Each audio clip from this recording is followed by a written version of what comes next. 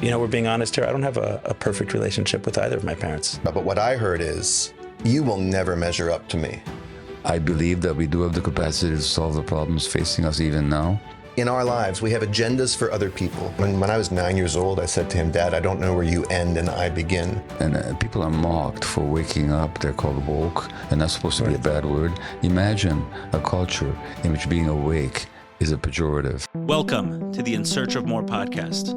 I am your host, Eli Nash. Join me weekly on my quest for more from myself and more from this world. We'll see you on the other side. Welcome to the In Search of More podcast. I'm sitting here with Gabor Mate and Daniel Mate, father and son, and the co-authors of The Myth of Normal. So I'd love to talk about, you've written a number of books. Yeah. This is your first book. What was a process like of writing a book differently than writing a book with your son? Daniel did help with In the Realm of Hungry Ghosts, although not nearly as much. I mean, just in terms of editing some of the language and some ideas. This book, The Myth of Normal, took me 10 years to research. I collected 25,000 articles, research articles and newspaper reports. Worked my way through a couple hundred books, did 300 interviews. And when it came to writing it, it was a huge task that I actually very quickly realized was beyond me to do it on my own. That was too vast. It was too amorphous for me to grasp it and to whittle it down to size and to make it reader friendly. And very early in the game, Daniel looked at my book proposal and said, I could help you with this, but I need to come on not just as an advisor, as an editor, but as a co-writer. And I said, I thought you'd never ask. And so from the proposal stage on, it's been a joint project, and I could not have done it without Daniel.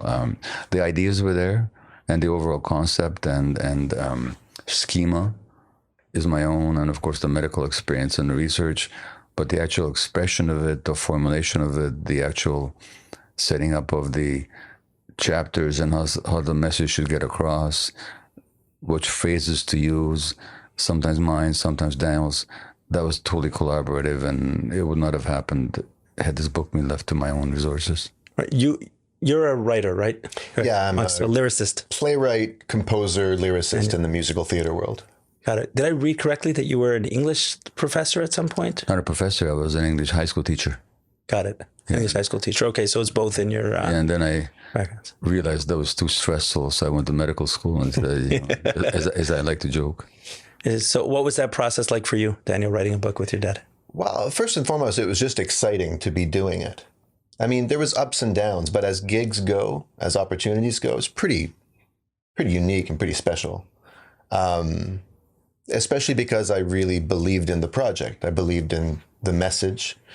And as Gabor's son, I felt a personal sense of stakes in giving this magnum opus of his. It's really what it is. It's a very broad look at, it encompasses all of the topics he's written about before, but it's much, much vaster than that. And it seemed to me that it was an opportunity for it to land with an even bigger audience than it ever had and have some global reach. And I really wanted to see it succeed. So in and of itself, it was just worthwhile, and it was a fascinating challenge to me.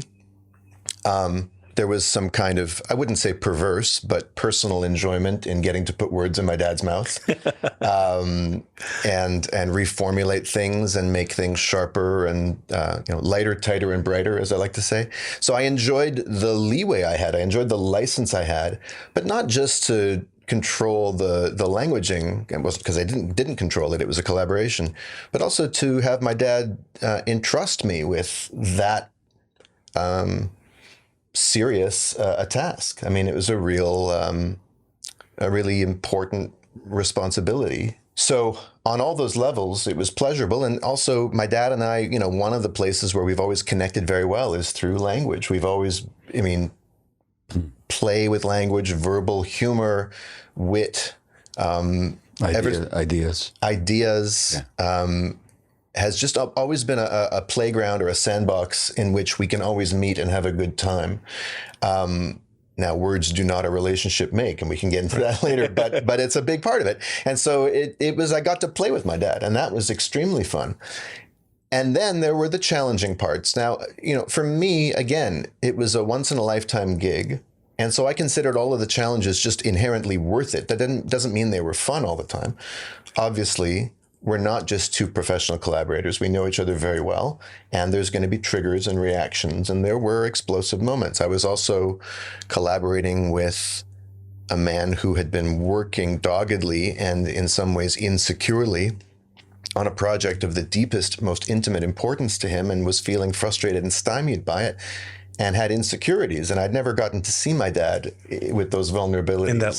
In that light. So in one way, that was a beautiful thing to be able to support him on his more vulnerable side. And as a creative artist with my own neuroses, I can completely relate. So it made him more relatable.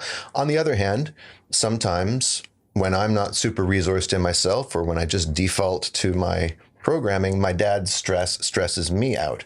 And so I had to deal with my own stress as triggered by and in interaction with my dad's stresses, which itself was scaffolding for a great accelerated period of growth for me in terms of knowing myself to be solid, knowing myself to be capable, to be separate from him. I mean, when I was 9 years old, I said to him, "Dad, I don't know where you end and I begin." And I think the writing of this book was the end of that story. Oh, wow. That's special. One of the reasons I'm here in Vancouver is for the Hello Again workshop you guys put on together.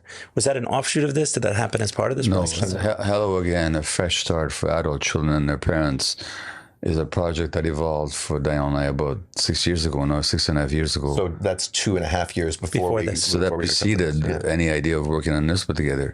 And by the time this book came along, that's a workshop that we had already done and offered with some success. And so when we came to writing the book contract, we signed a 2-book contract. The first one's going to be for The Myth of Normal, which is Gabor Mate with Daniel Mate. The second is for the Hello Again, a fresh start for adult children and their parents, Gabor Mate and Daniel Mate. Or if we do it alphabetically, it'll be the other way Daniel around. Mate and Gabor Mate, because in a certain sense, We'll duke that out. well, the workshop and the concept is always more to Daniel's creativity than to mine. So is this process between Hello Again and The Myth of Normal and Hello Again, the new book, is it a form of passing the torch in some way, a legacy? I didn't think of it that way. Passing the torch is kind of a finality about it that even the 78, I don't really want to contemplate just yet. This guy's never going to pass any torches. I don't pass torches. It's just something we're doing together. I don't see it as handing over anything. I'm still going to do what I'll be doing afterwards. So no, it's a joint project. That's what it is. It's something that we can uniquely contribute to the world. And so many people are so excited about this idea because the issue of adult child or adult children in relationship with their parents is such a fraught and difficult. I'm very excited for it. Yeah. And May I say about the torch passing thing?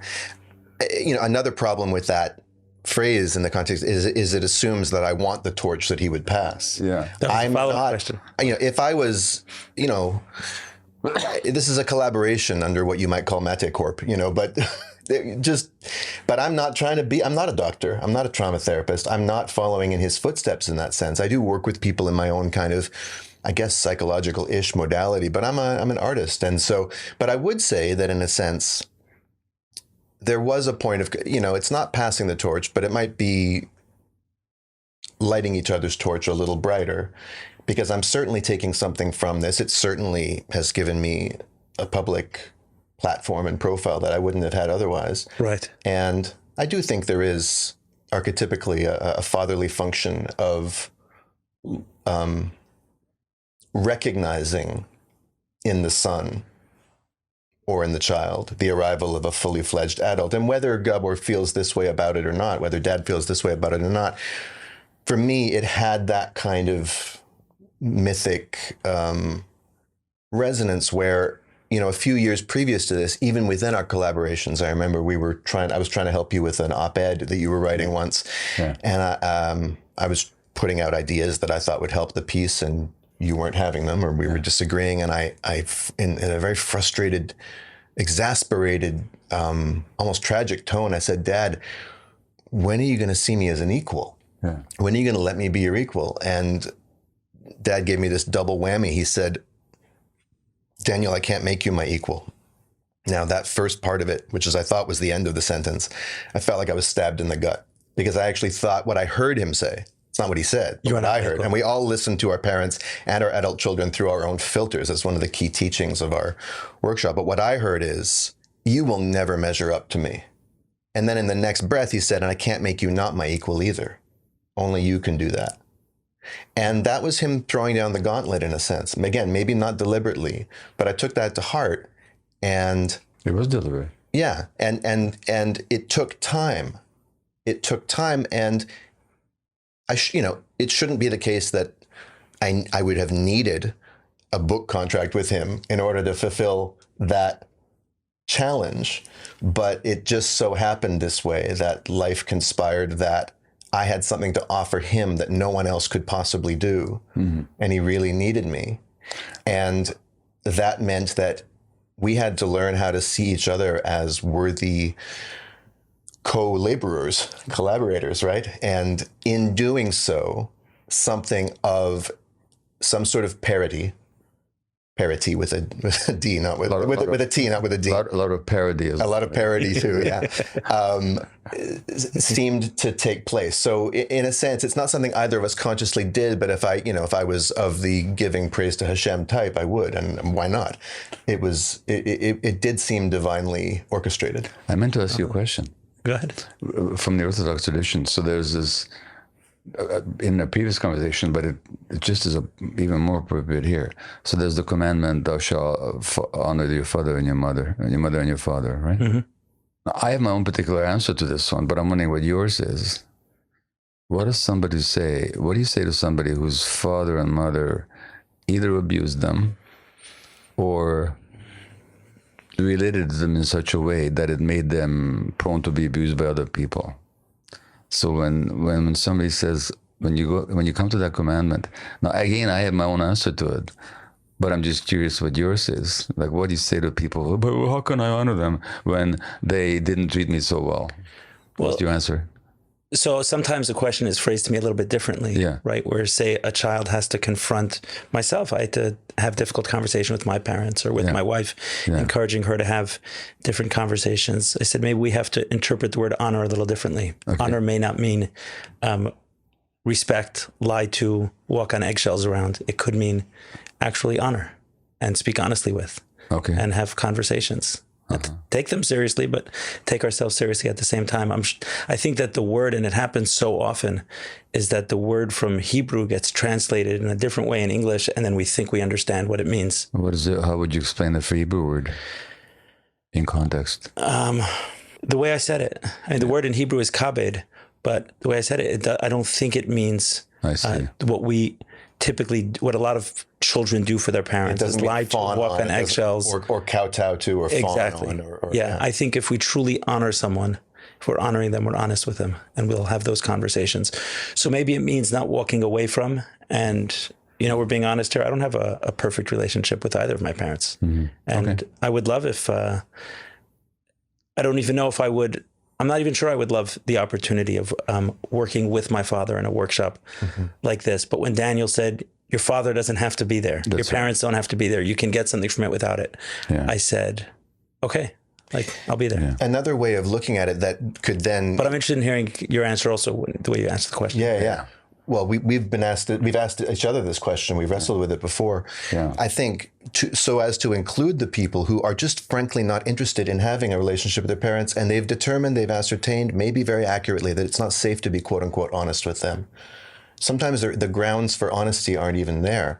I still think that the word honor, probably in its Hebrew form, if we took it a little more abstractly, would be to honor that my parents are who my parents are. I was born to who I was born to. I'm not going to curse my fate. I'm going to let it be. I'm going to stop trying to change who my parents are, stop trying to resist their imprint in me, and honor everything I've been given as an opportunity to get to know myself better, as an opportunity to get closer to God or whatever that higher power is, so that my parents no longer take on this villainous enemy quality in my narrative. Because I can tell you this, when I villainize my dad or my mom, the subtext of that sad story or that sob story is that I am weak, I am disconnected. They ruined something in me. They fractured my connection with who I was supposed to be. Well, that's a statement that's got nothing to do with them. That's my view of myself. The minute I can honor, and so if I imagine myself as someone who wants nothing to do with my parents, or maybe my parents are dead or, incapable of relating with me, still, if I can just honor that what happened, and I am the product of everything that made them who they were, going back generations, then I'm living more in alignment with truth, and I'm not resisting it, and I'm not trying to cope or compensate. And it seems to me that there might be value in that. Yeah, that was one point which I missed in my answer and intended to say, was that it's not only honoring our father, but by honoring our father, it's our father's father, mother's mother, it's like so on and so forth. It's where we come from, our heritage as well. Yeah, and how I look at it is that whatever they did, they were the source of your life. They're the life source. So when you honor your mother and your father, you're not necessarily honoring or condoning perhaps even what they did. Oh, certainly not. But they did. They were the ones through whom life came into you, in the image creation, the form that you took. Creation used them as the vessels of creating you. So you're honoring the life source when you honor your father and your mother.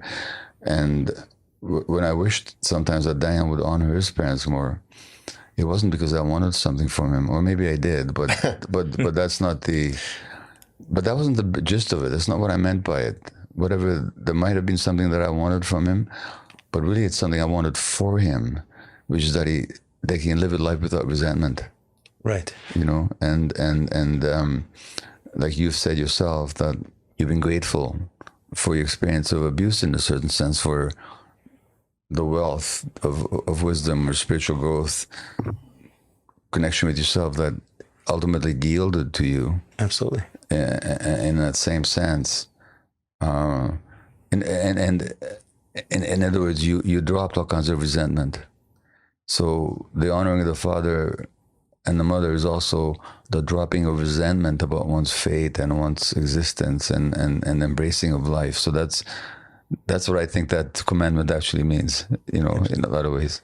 I would add to it that I think that doing the opposite would be dishonoring of the parents. Yeah. If we were not, if we were condoning, let's say, actions which weren't okay, or if we were not doing what a lot of people traditionally do with that statement, or the way I see some parents use it, is, hey, especially in religion, hey, it says to honor me. Easy. I'm going to honor by speaking truthfully.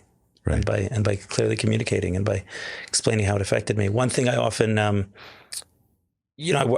work with a lot of people who are addicts or families of addicts that, they reach out to me. I do this podcast and they want to discuss things. And actually, before I say that, I have a question for you. Mm. I get a lot of phone calls. Most of my calls are not from the person who needs help. Mm-hmm. They do, but they don't see it. Mm-hmm. Yeah, that's right. And they call me about their son or daughter who is struggling, their sibling, their spouse. What do you do with this? You show them chapter 32 of the Realm of Hunger Ghost, because what I say to people is, first of all, in this book, The Myth of Normal, we cite an acquaintance of mine, an American physician, psychiatrist, who's from the Lakota background. Mm-hmm. In the Lakota tradition, when somebody gets sick, the community says, thank you. To the person who got sick. Yeah. He took one for the team. Yeah, your illness represents some dysfunction in the community. Your illness manifests something about us as a group. I love this. And so your healing is our healing. Now, that's not only spiritually the fact, it's also scientifically the fact that people's illnesses represent their relationships. We've talked about that in our previous conversation. So when families call, as you said, they don't. That person's addiction came from somewhere, and that person's addiction came usually because they were the most sensitive member of the family who downloaded all the family's trauma, and then their addiction is a attempt to escape from it. But they're not just trying to escape from their own trauma; they're trying to escape from the family's trauma that the family unwittingly passed on to them. So the healing of that individual is so much more plausible and possible and attainable if the whole family takes on the task of healing. So I point that out to families if I can, so that don't wait for that person to heal. Get on the healing journey yourselves. That's the first point. The second point I make is you can have three choices. Two of them are sane, reasonable. One is not. One sane choice is to say to that person, I'm not going to judge you for your addiction, but I can't be around it. I can't stand it. I don't know what to do with it. It hurts me too much. I can't be in your life. Detached. That's fair enough. I love you. I but I just can't be around it. I can't handle it. I don't have the strength to handle it. It makes sense. That's fine. The other thing you can do is, your addiction is hurting you, and it hurts my heart to see you addicted. But I also understand that this is your journey. I have no say in how your journey should go. It's your journey. You're going to have to figure this out for yourself when you're ready for it. And I'll be here for you, and I'm here for you now. And however difficult it is, I just want to be part of your life. That's also totally sane and reasonable. Provided that you're not getting dragged into the... No, well, that's the whole point. My hand is open. You can grab it whenever you want. But also I'll see you and I'll have a meal with you. I'm not going to disappear from your life. The insane, but I'm not going to try and change you. Right. The insane one. So those are the two healthy choices. The unhealthy choice is, I'm going to be in your life, cajole you and beg you and encourage you and push you and manipulate you and force you and shame you and beg you. Or pay you, bribe you. Or bribe you into changing. That's the insane one. Do one of the first two. Don't do the third one. That's my advice too. I love the Lakota tradition. Well, I had a mother come to me before our previous Hello Again workshop in New York State. Yeah. I mentioned I do my own sort of bespoke mental, emotional coaching. I call it mental chiropractic, where I take walks with people and help them sort out stuck points. And there was a woman who very much wanted to participate in the workshop, and she booked a session with me a few weeks in advance. And she said, what I'm looking for today is tips, tools, and strategies to get my daughters to come with me to your workshop. Now, the purely venal, self-interested thing for me to do would be like, okay, here's what you say. Here's the magic formula. Get more people, right? But I asked her, well, what's your intention here? And it took a while to get to an intention. And she said, well, what I really want between them and me is ease, because we've been estranged and they're angry at me and they're I don't know what's wrong, but I'm trying to bridge this chasm, she said. I was okay. Let's make ease the intention. Now, from that point, from the perspective of if ease is more important than anything else, it was a very short walk, so to speak, for me to get her to see that her agenda for them to come to the workshop with them was anything but easeful. In fact, it was like anti-ease. If ease is matter, this was anti-matter. The attempt to, in fact, manipulate them into doing something with her had all these subtexts of they should be more grateful to me. They should finally recognize how hard I work. Underneath the nice invitation, there was all this stewing resentment and, of course, a lifelong habit of control, manipulation, which she called manifesting, but I had her see that there was something more than a little desperate and neurotic about it. And by the very end of So you had her collapsing control and manifesting. She was putting it in spirit. She was kind of spiritually bypassing the fact that since her childhood, she's been having to control her environment in order to feel safe. And now she's doing it to her daughters. So I said to her. And she called it manifesting. Exactly. And so, or something like that, right? And at a certain point, she gasped. She said, oh my God, I understand why my daughters don't want to talk to me. She got what it was about her attempts to bridge the gap that was keeping the gap where it was. And so at the very end, I said, okay, well, from the perspective of ease, what are you going to do about this workshop? She said, I'm going to buy my ticket and come. I said, well, what about your daughter? She says, I don't think I'm going to tell them anything. I said, ding, ding, ding. Right. So she really got actually So related to the eviction though, because you're making a good point here. But I'm relating it to the larger question he asked, which is that people come looking for help for someone else. right. And so I'm relating it to the parent-adult-child relationship. Right. Is sometimes you can Because people come to these workshops, and in our lives, we have agendas for other people. We're certain that if only the other person would get over this particular hump, if only the other person would change in this way, if they would just see it my way, then we'd have ease. then we'd have If only everyone agreed with me. And that's the one have world assumption peace. they don't question. Right. And if they did, there'd be a lot more ease. On the topic of the book and the last question. So while I'm early into it, what I understand is you're highlighting the toxicity of the culture and its many manifestations of it. You started writing this book 10 or 12 years ago. Started thinking about it and collecting material for it. The writing began 3 years ago now. Since you started working on it, are we moving in the right direction or the wrong direction? Both, probably. Yeah, I would agree with that. So on the one hand, the crisis of society, anybody can tell you, is getting more dire. More people are being diagnosed with depression and anxiety. More children are trying to commit suicide. More children are being diagnosed with all manner of disorders. There's an increase in health issues such as diabetes and heart disease, and well, except as related to smoking, because that's going down. Obesity and so on. More autoimmune disease. And just in society, people are more scared. They feel less safe. They feel less secure. There's more harshness in the political discourse. So from that point, and from that point of view, things are getting harder. On the other hand, there's also a counter movement. There's people who are trying to, and people are mocked for waking up. They're called woke, and that's supposed to be a bad word. Imagine a culture in which being awake is a pejorative. That's what we've got to. You're woke. Somebody criticized the book online. It's so woke. Thank you very much. I'd rather be awake. Want to be awake. I'd rather be awake than sleep. And James Baldwin, the great American black writer, he said that in this country, words are used more to cover the sleeper than to wake him up. And so waking up is a good thing to do, So you feel like there's a counterbalance to that? So more people are also waking up. This book being on the New York Times bestsellers for 8 weeks, being on the Canadian bestsellers list since it came out, being published in 27 other languages, other books on trauma, Bessel van der Kolk's book on trauma, The Body Keeps the Score, 13 weeks now on the New York Times bestsellers list, Bruce Perry's book with Oprah, What Happened to You on Childhood Trauma. That's a sign of people asking questions and awakening and trying to understand. So as the crisis deepens, also more people are questioning what's going on and trying to wake up and deal with reality. So I think both trends are going on.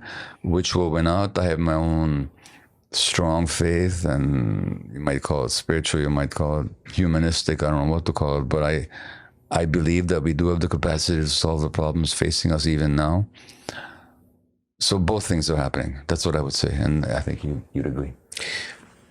I think both things are happening. I'm not sure if I feel in my heart the same optimism that you do.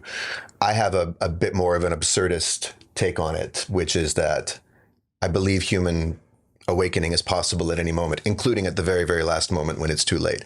And I imagine a scenario in which the very last group of human beings is fighting amongst themselves, completely caught up in their egos, destroying the environment around them, defiling the earth, turning their backs on God. And then just as the meteor is about to hit and swallow up the planet, they all look up into the sky and go, oh, okay. And then life is obliterated. And I kind of like that ending. Which happens to people close to their death, actually. Yeah, which, death is inevitable. Everything is ephemeral. Everything is always changing. To me, it's about keeping the flame of that alive. And maybe that's my artist temperament, too. Artists make art not to change the world. I do think that the word woke has been bastardized by people on all sides of it, and it can turn into a sort of an affect or a place where always having to put out forward a certain message through everything. And I think in art, there's value in just keeping possibility alive, the human spirit alive, just for the sake of it, just so that it's there, it's closer to hand when we most need it, without any guarantee of any results, without any guarantee of a happy ending or saving the day. And so I think even if we're heading in the wrong direction, even if we're hurtling off a cliff, waking up to how it is powerful, and it's important, and it's worth it. So I'm proud to be a part of a project that's about that. Awesome. So last point, maybe the people creating so much toxicity in the culture are really just waking people up. Well, it has that effect. The society creates its own contradictions, and the one wakes the other one up, and poor Jonah had to spend time in the stinking belly of a whale before he woke up, Well, a lot of us have already done that. We've already been there, So, we don't need more. So the template for all this is in the tradition, and human beings sometimes go through some difficult times before they find their way, and as the great Greek playwright Aeschylus said in one of his plays, that the way the master created us is that we have to suffer into truth, One long ayahuasca journey. One more bitter drink of ayahuasca. There we go. Well, thank you so much again. Pleasure. And honor. Thank you. Thanks. Stand with you.